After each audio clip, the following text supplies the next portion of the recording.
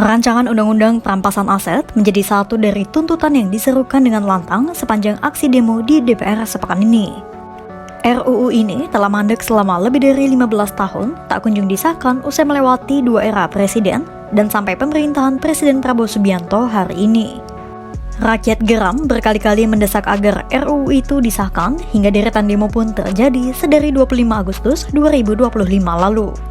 1 September 2025, Presiden Prabowo di hadapan Konfederasi Serikat Pekerja Seluruh Indonesia atau KSPSI berjanji akan meminta DPR segera membahas RUU ini. Lantas, seperti apa janji Prabowo dan seberapa penting RUU perampasan aset ini?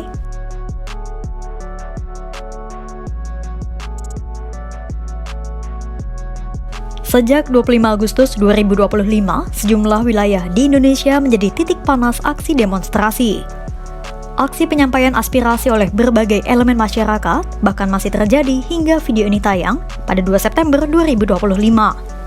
Salah satu tuntutan yang disuarakan adalah pengesahan rancangan Undang-Undang Perampasan Aset. Menyikapi tuntutan itu, Prabowo telah meminta Ketua DPR Puan Maharani untuk segera membahas RUU Perampasan Aset. Hal itu disampaikan oleh Presiden Konfederasi Serikat Pekerja Seluruh Indonesia atau KSPSI, Andi Gani Nenawea, usai bertemu Prabowo pada Senin 1 September 2025. Selain RUU Perampasan Aset, Andi menyebut Prabowo juga meminta DPR untuk segera membahas RUU Ketenagakerjaan. Dan beliau berjanji yang pertama, RUU Perampasan Aset segera dibahas dan juga RUU Ketenagakerjaan yang diminta oleh buruh. Beliau minta kepada Ketua DPR untuk langsung segera dibahas oleh partai-partai dan setuju untuk segera dibahas. Dalam kesempatan yang sama, Andi juga menyatakan bahwa Serikat Pekerja mendukung penuh demonstrasi damai sebagai penyampaian aspirasi terkait sejumlah isu penting.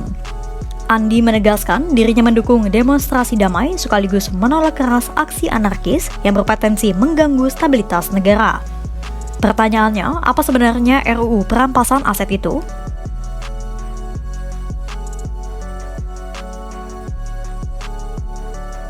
RUU Perampasan Aset adalah hukum yang mengatur mekanisme dalam melakukan perampasan aset milik seseorang yang diduga melakukan tindak pidana.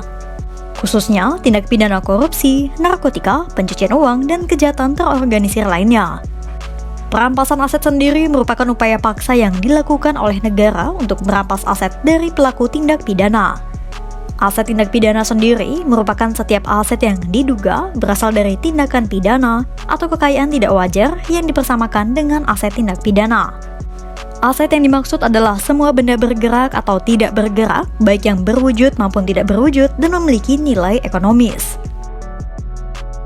RUU Perampasan Aset menganut konsep non-conviction based atau perampasan aset tanpa tuntutan pidana. Artinya, pengadilan dapat menetapkan perampasan aset tanpa harus menunggu putusan tindak pidana yang dilakukan pelaku kejahatan. Hakim juga bisa memutuskan perampasan walaupun pelaku utama belum divonis karena kabur ke luar negeri atau meninggal dunia. Menurut Indonesia Corruption Watch atau ICW, tujuan RUU Perampasan Aset adalah pengembalian kerugian negara atau recovery asset, sehingga kerugian yang diderita negara tidak signifikan. Melalui RUU Perampasan Aset, negara juga bisa memanfaatkan aset rampasan untuk kepentingan pendidikan, kesehatan, hingga pembangunan. RUU Perampasan Aset juga disinyalir bisa menutup celah bagi koruptor atau mafia untuk melakukan korupsi maupun kejahatan tindak pidana lainnya. Selain itu, RUU Perampasan Aset juga bisa memiskinkan para tersangka koruptor untuk memberi efek jera.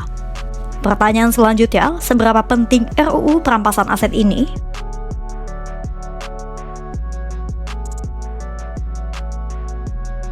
Pengamat kebijakan publik Agus Pambagio menyebut pengesahan RUU Perampasan Aset sangat penting karena bisa mencegah lahirnya koruptor. Hal itu Agus sampaikan pada 2 September 2025. Peneliti Litbang Harian Kompas, Vincentius Gitiarko juga menyebut, UU Perampasan Aset bisa mengisi kekosongan hukum dalam konteks pemulihan aset negara. Pasalnya, selama ini mekanisme penindakan kejahatan ekonomi hanya bergantung pada UU Tipikor dan UU Tindak Pidana Pencucian Uang atau UU TPPU. Dalam kedua regulasi itu, perampasan aset hanya bisa dilakukan apabila pelaku dinyatakan bersalah oleh pengadilan. Namun ketika pelaku meninggal, buron dan tidak terlibat langsung secara hukum, negara tidak dapat menyita kekayaan tak wajar meski terdapat dugaan kuat hasil kejahatan. Itulah mengapa RUU Perampasan Aset bisa memungkinkan negara untuk menyita aset tindak pidana tanpa menunggu putusan. Konsekuensinya, jika seseorang tak bisa menjelaskan asal-usul asetnya secara hukum, negara bisa saja mengajukan permohonan penyitaan aset ke pengadilan. Sejak 2019 hingga 2023, ICW melaporkan Indonesia darurat korupsi karena terdapat 2.618 kasus korupsi dengan 5.719 tersangka. Potensi kerugian negara akibat setumpuk kasus korupsi itu diduga mencapai sekitar 127,5 triliun rupiah. Bahkan, masih ada pengungkapan kasus korupsi yang terus berlanjut hingga tahun 2025, seperti korupsi tata niaga PT Timah, tata kelola minyak mentah Pertamina, hingga korupsi fasilitas kredit PT Sritex. Itulah mengapa RUU Perampasan Aset penting supaya kerugian negara berkurang dan orang takut untuk melakukan tindak korupsi maupun kejahatan ekonomi lainnya.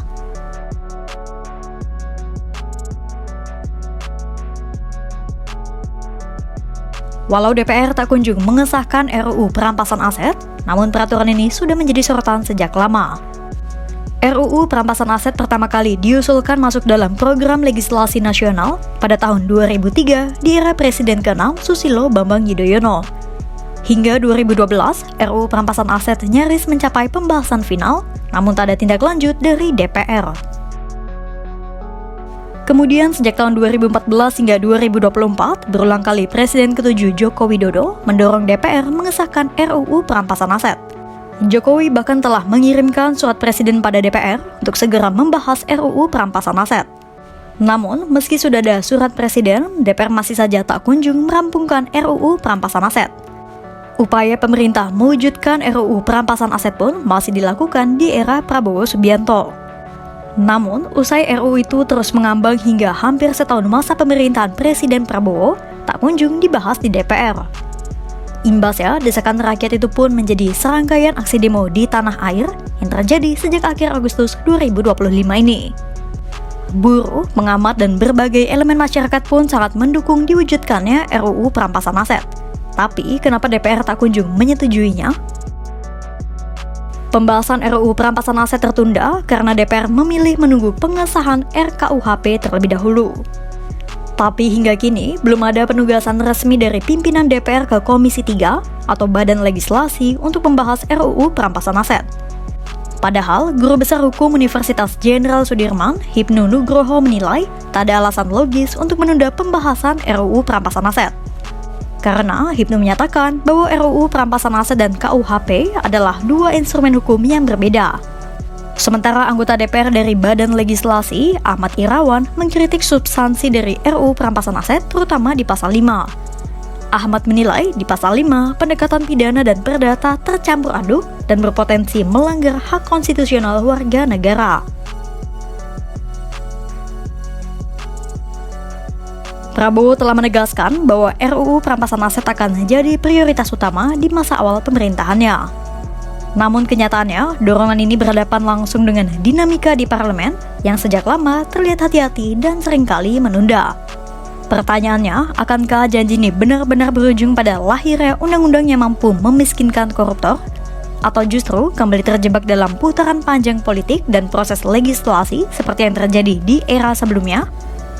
Yang jelas, publik menunggu bukti bahwa janji pemberantasan korupsi tak sekadar retorika politik, melainkan aksi nyata yang bisa diukur hasilnya. Untuk itu, pantau terus perkembangannya hanya di kanal YouTube Kompas.com.